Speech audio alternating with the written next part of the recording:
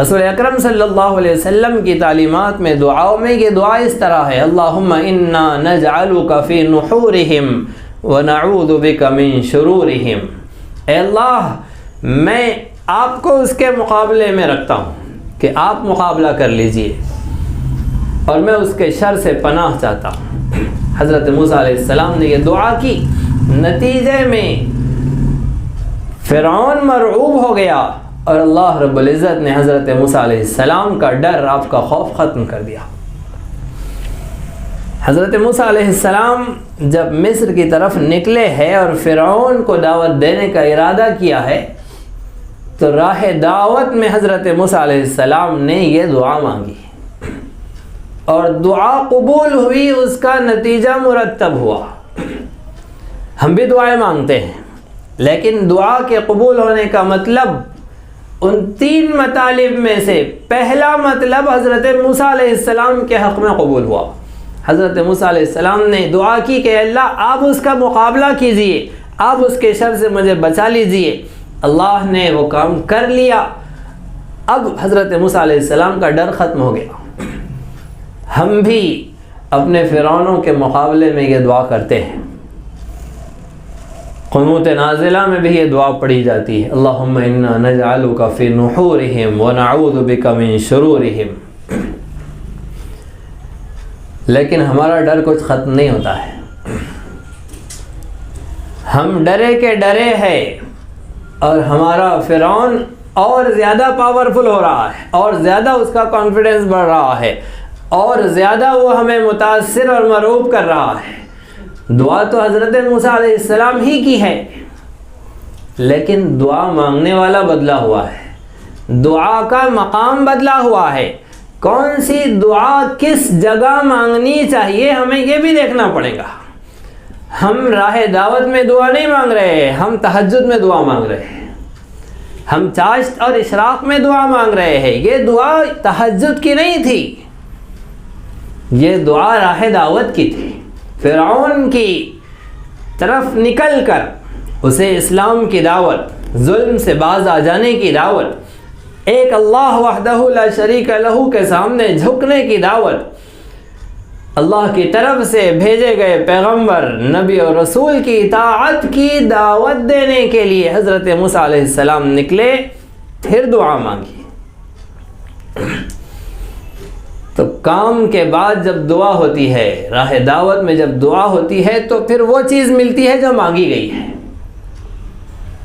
اور اگر کام کے لیے نہیں نکلیں گے پھر آپ تہجد پڑھیے، نوافل کا اہتمام کیجئے، حلال نوالا کھائیے اور قبولیت دعا کی ساری شرائط پوری کر جائیے، ملتزم کو سمٹ جائیے، کعبے کے غلاف میں گھس جائیے۔ دعا وہ پوری نہیں ہوتی ہے، وہ چیز جو مانگی گئی ہے وہ نہیں ملتی ہے، دعا قبول ہو جاتی ہے۔ دعا تو ہر دعا قبول ہوتی ہے، شرط یہ ہے کہ کسی گناہ کی دعا نہ کی جائے اور حرام لقمہ پیٹ میں نہ جائے۔ ہر دعا قبول ہوتی ہے لیکن دعا کی قبولیت کے دوسرے مطلب پورے ہو جاتے ہیں۔ دعا کی قبولیت کا دوسرا مطلب یہ ہے کہ جو مانگا ہے وہ تو نہیں ملے گا، اس کے بدلے کوئی دوسری مصیبت ٹل جائے گی۔ اور تیسرا مطلب یہ ہے کہ نہ جو مانگا وہ ملا، نہ کوئی دوسری مصیبت ٹلی، پھر کیا ہوا؟ آخرت کے لیے اجر لکھ دیا گیا۔ تو ہمارے دعا کرنے والے بزرگوں کی دعائیں سب آخرت کے لیے اٹھا کر رکھی جا رہی ہیں، یہاں کچھ نہیں مل رہا ہے، سب آخرت کے لیے اٹھا کے رکھی جا رہی ہے اور وہاں بہت کچھ ملے گا، وہاں کی نعمتیں اور وہاں کی نوازشات اور وہاں کے آرام وہ سب مل جائیں گے۔ لیکن یہاں جس کام کے لیے دعا مانگی جا رہی تھی وہ کام پورا نہیں ہوگا، پھر مسلمان مرعوب ہوتا جائیں گا، مسلمان متاثر ہوتا جائیں گا، مسلمان دبایا جائیں گا، کچلا جائیں گا، مارا جائیں گا، ان کی نسلوں کو غلام بنا دیا جائے گا، ان کے مردوں کو کاٹ دیا جائے گا، ان کی عورتوں کو کافروں کے حرم میں لے لیا جائے گا اور پھر وہ اپنی اولادیں ان سے پیدا کریں گے۔ دعائیں تو بہت چل رہی ہے، سب آخرت کے لیے اٹھا کے رکھی جا رہی ہے۔ اگر یہاں دعا چاہیے، مسلمان کو عزت چاہیے، سربلندی چاہیے، وقار چاہیے، چین کا سکون کا سانس لینے کا موقع چاہیے، عزت کا نوالا چاہیے، عافیت کے ساتھ، امن کے ساتھ دین اسلام پر عمل کا موقع چاہیے۔ تو ضروری ہے کہ ایسی دعائیں راہ دعوت میں نکل کر کی جائے، آج کے فرعونوں تک اور ان کے ماننے والوں تک پہنچا جائے۔ اللہ رب العزت کا تو کتنا عظیم احسان ہے کہ اس نے ہمارے لیے ہندوستان کا انتخاب کیا ہے۔ اگر اللہ چاہتے ہمیں یورپ میں بھیجتے تو یورپ کے عقل مندوں کی عقلوں میں اتارنا پڑتا، اسلام کی حقانیت کو، اس کی سچائی کو ان کی عقلوں میں اتارنا پڑتا، اور عقل میں اتارنے کے لیے تو بہت زیادہ علوم کی ضرورت ہے، بہت زیادہ مہارت کی ضرورت ہے، اور قرآن اور سائنس ان دونوں کے ساتھ ہمیں آگے بڑھنے کی ضرورت ہے، تب جا کر ہم انہیں اسلامی تعلیمات سے، اس کے عقائد سے، اس کی سچائی سے متاثر کر پاتے۔ ہمیں تو ہندوستان کے لیے چنا گیا، ہندوستان کی عوام اپنے مخاطبین کو، اپنے سے بات کرنے والوں کو عقل سے نہیں سنتی ہے، یہ تو دل سے سننے والے لوگ ہیں۔ یہاں کی سرزمین، یہاں کی مٹی سے پیدا ہوئے لوگ محبت والے ہیں، یہ دل کی زبان سنتے ہیں۔ بس یہاں کے فرعونوں کے ماننے والوں کو تو صرف دل سے بات کرنے کی ضرورت ہے۔ دو چیزیں چاہیے، ایک تڑپنے والا دل چاہیے کہ اللہ آپ کا یہ بندہ، آپ کے نبی کا امتی جہنم کی آگ سے کیسے بچ جائے، یہ کفر کی طرف جانے والا، یہ شرک کی طرف جانے والا، یہ مورتیوں کے آگے جھکنے والا، یہ آپ کی تعلیمات، آپ کے احکامات کو چھوڑ کر اپنے بڑوں کے طریقوں پر عمل کرنے والا، ان کے پنڈتوں نے اور ان کے جوتشیوں نے اور ان کے مہاراجاؤں نے جو انہیں بتلایا ہے، سکھایا ہے، اور جو من گھڑت کہانیوں میں ڈال دیا ہے، اس کی سچائی جو تھی، جتنی تھی اور تھی بھی یا نہیں تھی، انہی کے مبصرین اس کے منکر ہے، لیکن جو اس میں ایکسٹرا مکس ملاوٹ ہے، بگاڑ ہے، اسی کو مان کر یہ چل رہے ہیں۔ اے اللہ، یہ کیسے جہنم کی آگ سے بچ جائے، یہ کیسے راہ ہدایت پر آ جائے، انہیں آپ جہنم کی آگ سے بچا لیجیے اور ہمیں ذریعے کے طور پر قبول کر لیجیے۔ اس تڑپ کے ساتھ پھر دعا کریے، اور جرأت چاہیے، ایک تڑپ چاہیے اور ایک جرأت چاہیے۔ تڑپ رسول پاک صلی اللہ علیہ وسلم کی مسلسل سنت ہے، مستقل سنت ہے۔ رسول اکرم صلی اللہ علیہ وسلم کے اوصاف و کمالات، آپ کے خصائل میں امام ترمذی رحمۃ اللہ علیہ نے اخیر میں، اپنی کتاب کے اخیر میں جب آپ کے خصائل لکھے تو اس کے اندر بیان فرمایا، دائم الفکرہ متواصل الاحزان، مسلسل آپ فکر میں رہتے تھے، دائم الفکرہ، ایک فکر ہمیشہ لگی رہتی تھی کہ آپ کی امت کا ایک ایک فرد قیامت تک آنے والا، ایک ایک کافر مشرک کیسے جہنم کی آگ سے بچ جائے۔ متواصل الاحزان، آپ کو ہمیشہ غم کھائے جاتا تھا۔ وہ غم ابو بکر و عمر کے لیے نہیں تھا، وہ تو جنتی ہے۔ سلمان و بلال کے لیے نہیں تھا، وہ تو جنتی ہے۔ فاطمۃ الزہرا کے لیے اور حضرات حسنین کے لیے نہیں تھا وہ غم، وہ آپ کا رونا دھونا ان کے لیے نہیں تھا، وہ تو جنت کے نوجوانوں کے سردار، جنت کی عورتوں کی سردار۔ ان کا رونا ابو جہل اور ابو لہب کے لیے تھا، انہی کے رونے نے فاروق اعظم کو، عمر بن خطاب کو فاروق اعظم بنایا ہے۔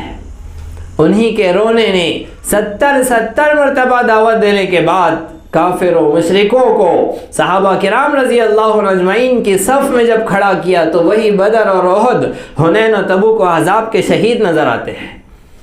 ان کی بے چینی، ان کی تڑپ قیامت تک آنے والے ایک ایک کافر مشرک کے لیے تھی۔ رسول اکرم صلی اللہ علیہ وسلم کی بے چینی، آپ کے غم کے بارے میں، اور آپ کے ایک ایک کے یہاں 70 اور 74 مرتبہ جانے کے بارے میں ہماری زبان سے ایک جملہ ادا ہوتا ہے۔ وہ جملہ ہے، ہم کہتے ہیں کہ رسول اکرم صلی اللہ علیہ وسلم ایک ایک صحابی کے پاس 70 مرتبہ گئے۔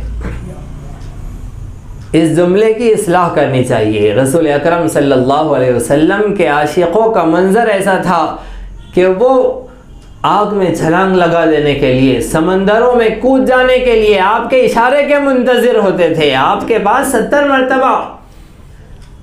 مرتبہ آپ کو جانے کی کیسے ضرورت پڑتی؟ آپ صحابہ کے پاس نہیں گئے تھے 74 مرتبہ، آپ ایک ایک کافر مشرک کے پاس گئے تھے 70 اور 74 مرتبہ۔ سیرت مبارکہ کے مطالعے سے یہ بات ملتی ہے کہ ابو جہل لعین کے پاس رسول اکرم صلی اللہ علیہ وسلم اس مکی دور میں 4000 مرتبہ دعوت اسلام لے کر گئے۔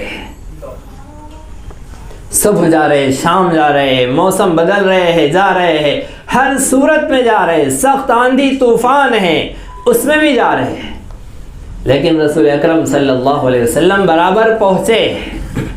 تو ایک باقی النفس چاہیے، ہمارے اندر وہ تڑپنے والا دل چاہیے، اور دوسرے ہمت اور جرأت چاہیے۔ آج دنیا کے اندر جھوٹ دندنا کر بولا جا رہا ہے۔ مارکیٹ کی صورتحال دیکھیں، ڈپلیکیٹ مال اوریجنل کہہ کر بیچا جا رہا ہے اور بڑی طاقت و قوت کے ساتھ بیچا جا رہا ہے۔ ہمارے تاجرین ایسے ماہر ہیں کہ ان کی دکان پر جب ایک شخص آ جاتا ہے تو بغیر سامان لیے جاتا نہیں ہے، اسے اتار لیتے ہیں شیشی کے اندر۔ یہ ہمارے تاجروں کا حال ہے۔ تو کائنات میں بڑے سے بڑا جھوٹ علل اعلان کہا جا رہا ہے، دو ٹوک کہا جا رہا ہے، بغیر کسی ڈر اور خوف کے کہا جا رہا ہے۔ اور کائنات کا سب سے بڑا سچ کہ اس کائنات کا بنانے والا، اس کے نظام کا چلانے والا صرف ایک اللہ ہے۔ کائنات کا سب سے بڑا سچ کہنے میں کون سا ڈر ہے؟ ہمیں کون سا خوف کھائے جا رہا ہے؟ کائنات کا سب سے بڑا سچ کہنے کے لیے ڈرنے کی ضرورت نہیں ہے، بہت آسان ترین کام ہے، سب سے بڑا سچ کہہ دینا ہے۔ اور یہاں کی عوام کو، جیسا کہ پہلے ہی کہا گیا، یہاں کی عوام کو بہت زیادہ علوم و معارف سنانے کی ضرورت نہیں ہے، وہ خود آ کر سیکھ لیتے ہیں، اور ہم سے زیادہ سیکھتے ہیں، ہم سے زیادہ پڑھنے والے بن جاتے ہیں۔ ان کے سامنے دل سے کہنا کی ضرورت ہے۔ اور انبیاء علیہم السلام کی مشہور دعوت کا جملہ کہیے۔ انبیاء علیہم السلام کی دعوت تھی، یا ایھا الناس قولوا لا الہ الا اللہ تفلحوا، اے انسانوں لا الہ الا اللہ کہہ دو کامیاب ہو جاؤں گے۔ اب ہم اگر ہمارے یہاں کی عوام کو، یہاں کے مراٹھی اور ہندی اور بنگالی اور تمل اور گجراتی جاننے والوں کو اگر کہیں گے لا الہ الا اللہ کہہ دو کامیاب ہو جاؤں گے، تو ان کی تو سمجھ میں نہیں آئے گا، اس لیے کہ عربوں کو لا الہ الا اللہ کا مطلب سمجھتا تھا، اس کے تقاضے سمجھتے تھے، وہ پڑھ لینے کے بعد اس کی ذمہ داری سمجھتی تھی۔ اسی لیے تو ابو جہل نے نہیں پڑھا، وہ جانتا تھا لا الہ الا اللہ کے اقرار کے بعد کیا ذمہ داری مجھ پر عائد ہو جائیں گی۔ جو آج کلمہ پڑھنے والا مسلمان نہیں سمجھتا ہے، وہ ابو جہل سمجھتا تھا کہ اس کلمے کو پڑھنے کے بعد مجھے اپنے آپ کو کتنا بدلنا پڑے گا، اب میری نہیں چلیں گی، اب محمد مصطفیٰ کی غلامی چلیں گی، اس کے بغیر چارہ نہیں ہے۔ غرض یہ کہ لا الہ الا اللہ کہہ دو کامیاب ہو جاؤں گے، یہ کہنے کے بجائے یا یہ کہنے کے ساتھ ساتھ یہ کہنا پڑے گا کہ اسلام قبول کر لو کامیاب ہو جاؤ گے۔ صرف اتنا ہی کہہ دیجئے ان سے کہ اسلام قبول کر لو کامیاب ہو جاؤں گے۔ وہ پوچھے اگر کہ کیوں اسلام قبول کرے، پھر لے آئیے ہم سے ملاقات کرائیے، پھر کیوں کا مسئلہ حل ہو جائے گا۔ اسی طرح دینی، علمی، اصلاحی اور تاریخی دروس و بیانات سے استفادے کے لیے آپ کے اس چینل کو لائک، شیئر اور سبسکرائب کریں۔ یہ نغمہ حور جنت ہے، یہ ساز تم